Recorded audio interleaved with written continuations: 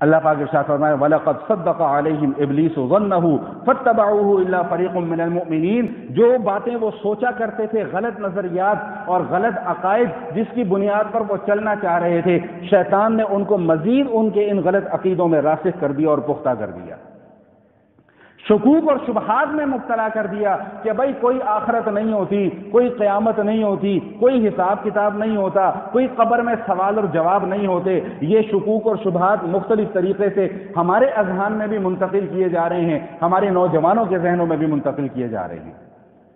اور میں ہمیشہ اس موضوع کے اوپر آپ کے سامنے گفتگو کیا کرتا ہوں کہ خدا را نگرانی کیجئے، نگرانی کیجئے، وقت ہاتھ سے نکل گیا تو پھر ہاتھ نہیں آئے گا، کچھ باقی نہیں رہے گا۔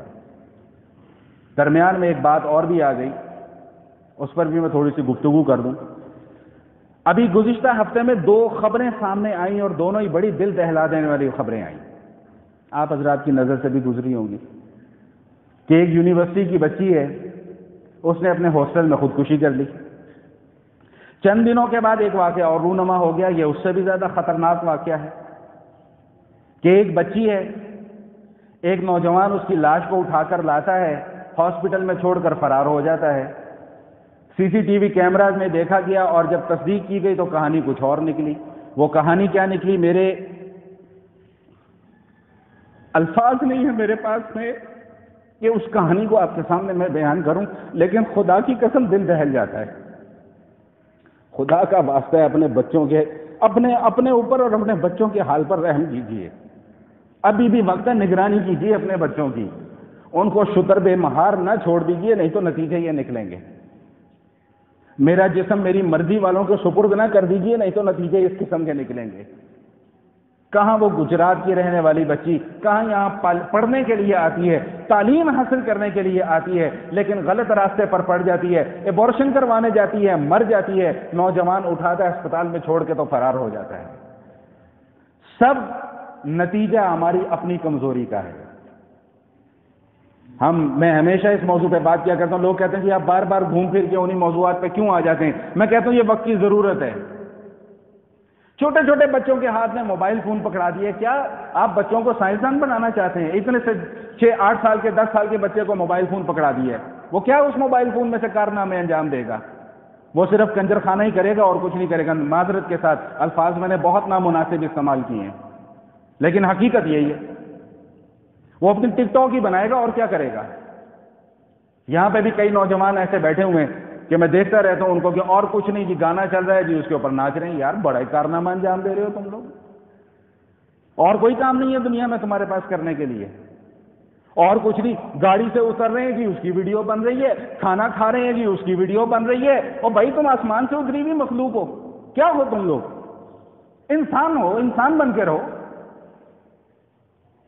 وہ موبائل فون لے لیا تو جی اس کی ویڈیو بن رہی ہے۔ یار بہت اچھی بات ہے، اللہ کا شکر ادا کرو، اللہ پاک نے آپ کو نعمت دے دی ہے۔ کیا تماشا لگا کے رکھا ہوا ہے ہم لوگوں نے؟ اور معذرت کے ساتھ جتنے بڑے احباب یہاں پر بیٹھے ہوئے ہیں، میں ان سے مخاطب ہو کے یہ بات کر رہا ہوں، آپ کے بچے اتنے قصوروار نہیں ہیں جتنے آپ لوگ قصوروار ہیں۔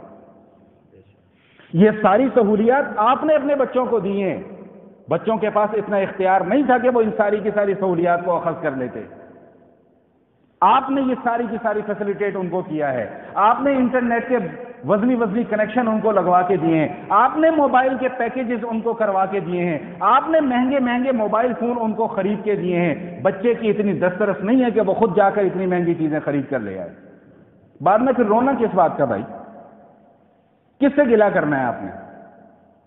ہمارے ایک دوست ہے یہاں سے چلے گئے ہیں، ایک دفعہ میرے پاس آئے تو مجھے کہنے لگے کہ جی وہ میرے 2 بیٹے ہیں جی، آپ جانتے ہیں، ان بیٹوں کو اپنے پاس بٹھایا کریں، کچھ سمجھایا کریں، یہ کیا کریں، وہ کیا کریں، بچے قابو سے باہر ہو گئے ہیں۔ میں نے ان کو عرض کیا کہ جو عمر بچوں کو سمجھانے کی تھی وہ آپ نے پیار محبت اور لاڈ میں گزار دی۔ ہرگز میری اس گفتگو کا کوئی یہ معنی نہ نکالے کہ جی بچوں کے اوپر بے جا سختی کرنی چاہیے، ہرگز نہیں۔ بچوں کو انٹرٹین کریں، بچوں کو پیار دیں، بچوں کو محبت دیں،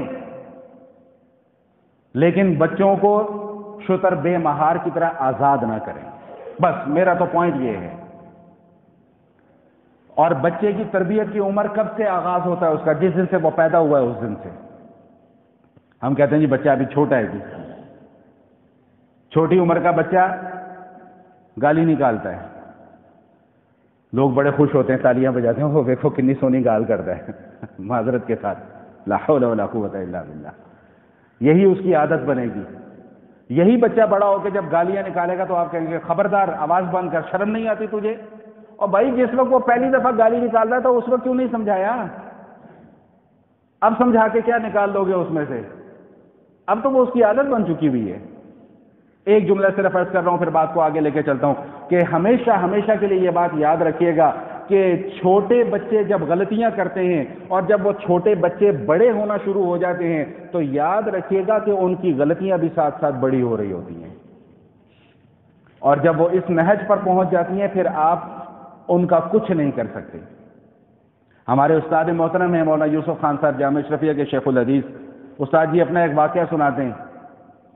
استاد جی بتاتے ہیں کہ ملنے والے تھے، ان کا انتقال ہو گیا۔ ایک صاحب آئے میرے پاس روتے ہوئے، تو میں نے ان سے پوچھا بھائی کیا ہوا؟ تو کہنے لگے، میں مختصر کر رہا ہوں کہ جی بچے نے آج تھوڑی سی جو ہے وہ زبان درازی کی۔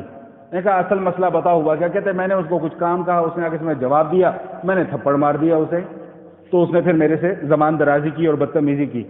تو استاد جی نے پوچھا کہ بھئی اس بچے کی عمر کتنی ہے؟ کہتے جی 19-20 سال کی عمر ہے۔ تو استاد جی نے بڑا خوبصورت جواب دیا، فرمایا کہ آپ نے تھپڑ تو صحیح مارا ہے لیکن 19-20 سال کے بعد مارا ہے۔ میرا گفتگو کا یہ مقصد ہرگز نہیں ہے کہ جا کے ڈنڈا پکڑ کے تو بچوں کی ٹھکائی کرنا شروع کر دینا، میں صرف بات کو سمجھانا چاہ رہا ہوں کہ بھائی بچوں کی جو تربیت کی عمر ہوتی ہے وہ ہم نکال دیتے ہیں، اس کے بعد پھر رونے پٹنے کے علاوہ ہاتھ میں کچھ نہیں آتا۔